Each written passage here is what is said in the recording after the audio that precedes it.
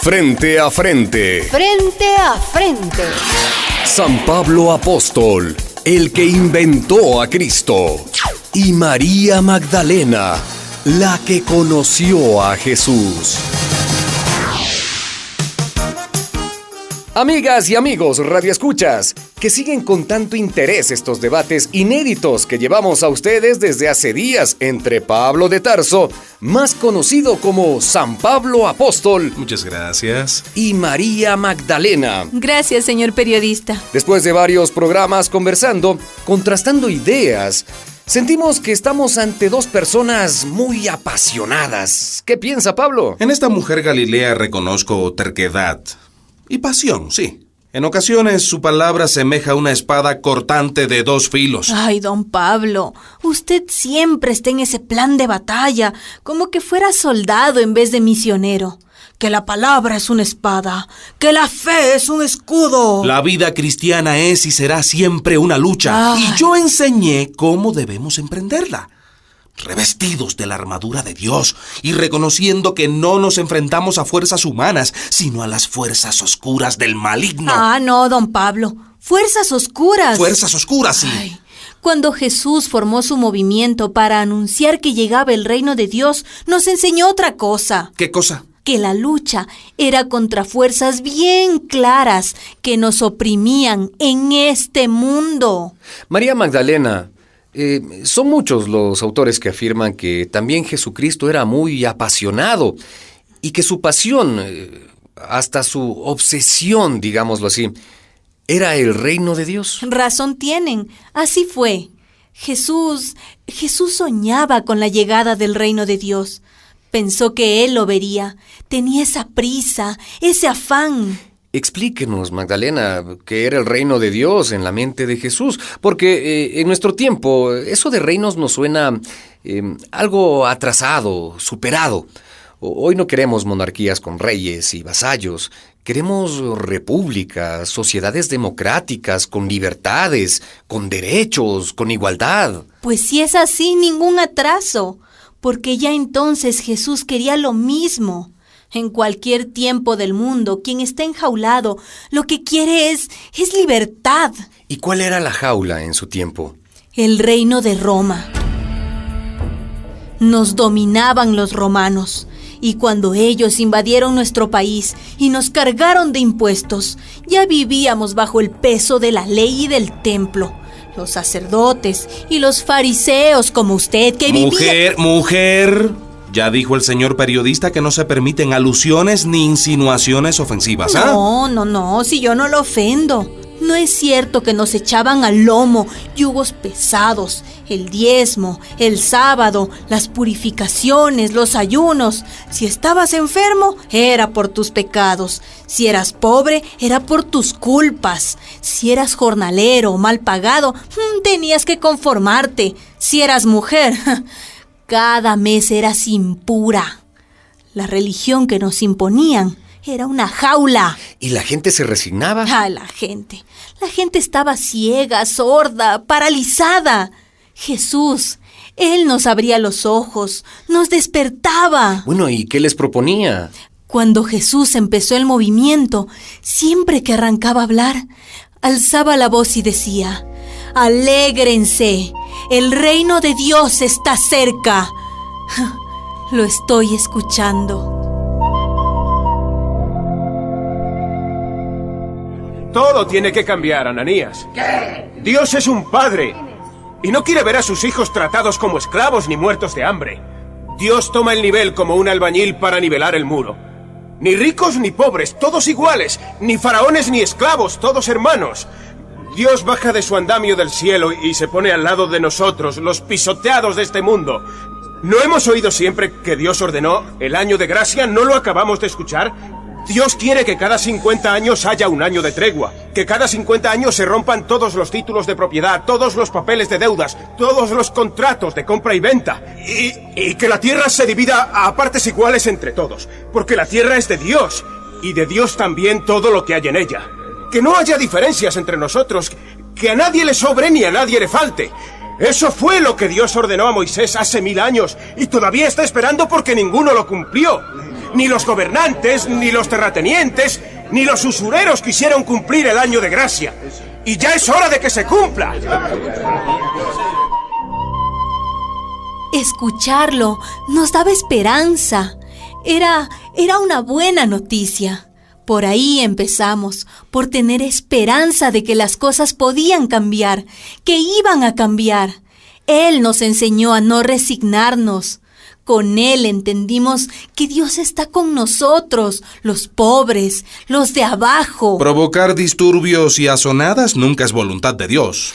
Bueno, hay quienes dicen que Jesús fue un revolucionario. ¿Revolucionario? Así es. Esa palabra no la usábamos entonces. Hereje, blasfemo lo llamaron los sacerdotes. Rebelde y sedicioso lo llamaron los romanos. Por eso se unieron y lo mataron. ¿El reino de Dios era un proyecto político entonces? Era el proyecto de Jesús. A los pobres los bendecía. Les decía bienaventurados porque iban a dejar de serlo. Y a los ricos, a ellos los maldecía y les decía que tenían que elegir entre Dios y el dinero.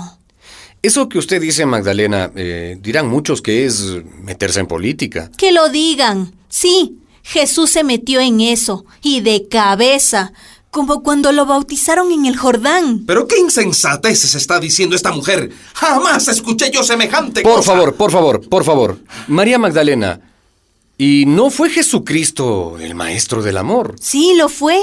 Pero ese maestro nos enseñó también que no se ama igual a los de arriba que a los de abajo. Bueno, ¿y cómo es eso? Amar a los pobres es luchar para que dejen de serlo. Amar a los de arriba es luchar también, pero para que cambien y para que todos vivamos una vida más pareja. Eso es el reino de Dios. Emisoras Latinas, la emisora de las causas justas. Participa y llámanos al 000-144-7272. Permítame decirle algo a esta mujer alborotada y alborotadora que no me deja hablar. Adelante, Pablo, lo estábamos viendo muy callado hoy. Por eso mandaba yo a callar a las mujeres en las iglesias. Don Pablo. Mire si no usted, señor periodista, cómo usted mismo se ha visto arrastrado por sus palabras. Hable, pues, apóstol Pablo. Tiene la palabra. Muchas gracias. Bien. Recordando, yo escuché en la comunidad de Jerusalén, creo que de boca de Juan, el de Zebedeo, que Cristo el Señor también les enseñó a ustedes que hay que amar a los enemigos. ¿Qué me dice a eso, María Magdalena? ¿Qué le digo? Que Jesús tuvo muchos enemigos. Quien denuncia las injusticias siempre tendrá enemigos. A Jesús lo quisieron apedrear, lo expulsaron de la sinagoga, con decirle que desde el primer tullido que sanó en sábado, ya lo querían matar. Pero, bueno, ¿qué significa amar a los enemigos? Significa hacerles ver el daño que hacen, denunciarlos, como hicieron los profetas, enfrentarlos, hablarles claro a los usureros, a los terratenientes, a los injustos. Creo que por ser tan apasionada usted, María Magdalena, está desvirtuando a Jesucristo el Señor. Lo está convirtiendo en un sublevador de gentes, provocador de una peligrosa anarquía. ¿Y usted? ¿Y usted en qué lo convirtió, En otro fariseo de su gavilla. ¿En eso? Por favor, eso. A ver. Paz, considero paz, que los confusos alegatos de esta mujer, usando el nombre del Señor Jesús, incitan a la violencia. Jesús nunca incitó a la violencia, y menos lo haría yo. Jesús siempre habló de justicia, nunca de violencia. Pero don Pablo, admítalo. El mundo en que vivíamos, usted, yo, Jesús, todos nosotros, era un mundo muy violento. Pues en muchas estampitas a Jesucristo siempre lo pintan entre flores y pajaritos. No he visto esas estampitas pintadas. Jesús siempre estuvo entre escribas y fariseos. Jesús vio a las legiones romanas en Nazaret desde niño. Yo también en Magdala. Entraban a las aldeas como un imperio. Saqueaban, violaban. ¿Recuerda algún acontecimiento especialmente sangriento? Sí, yo era pequeña, cuando en Séforis, la capital de Galilea, los romanos crucificaron a centenares de rebeldes. Siempre había levantamientos contra Roma. Bueno, ¿y qué pensaba Jesús de la violencia? Jesús sabía que las legiones romanas traían violencia, que tantas injusticias eran violencia, que el hambre también es violencia. Y nos decía que había que resistir a esa violencia. Jesús lo hizo. Por eso lo mataron. Y díganos, María Magdalena, ¿es cierto que Jesús aconsejaba que cuando alguien te da una bofetada pongas la otra mejilla? ¿No es eso una debilidad, una cobardía? No, era astucia. ¿Cómo que astucia? Sí, Jesús nos enseñó a tener de paloma y a tener de serpiente, a medir bien a quién nos enfrentamos, a no arriesgarnos por gusto, y eso hacía Él. A los mercaderes del templo, Él los sacó a latigazos. No les puso ninguna mejilla. Avancemos. Magdalena nos ha dicho que la consigna de Jesús era: alégrense, el reino de Dios está cerca. ¿Y la suya, Pablo, tenía alguna? No tenía costumbre de agitar, ni al hablar ni al escribir. Preferí siempre un lenguaje atemperado. En mis cartas daba orientaciones y alababa a mi Señor Jesucristo. Y porque el tema del programa ha sido el reino de Dios, Magali me pasa una nota que dice: se lo cuente. Adelante, Magali. En los evangelios de Mateo, Marcos y Lucas, el reino de Dios aparece en más de 120 ocasiones en boca de Jesús, mientras que en sus cartas, Pablo menciona el reino de Dios solo 11 veces. Tenemos una llamada. ¿Aló? ¿Con quién hablamos? Hola, habla la teóloga Ivonne Guevara, desde Brasil. Bienvenida nuevamente a nuestros debates, Ivonne. ¿Qué tiene para comentarnos? Oye, mira, las cifras que hemos escuchado es más que elocuente. 120 veces habla Jesús del reino de Dios y Pablo solo 11. Una prueba más de que para Jesús el reino de Dios fue el centro de su mensaje y que a Pablo no le interesó mucho. Mujer tenía que ser, tan insolente como esta Galilea que tengo delante. No tengan ninguna duda, el proyecto del reino de Dios, que fue el sueño de Jesús de Nazaret, era un proyecto de transformación radical.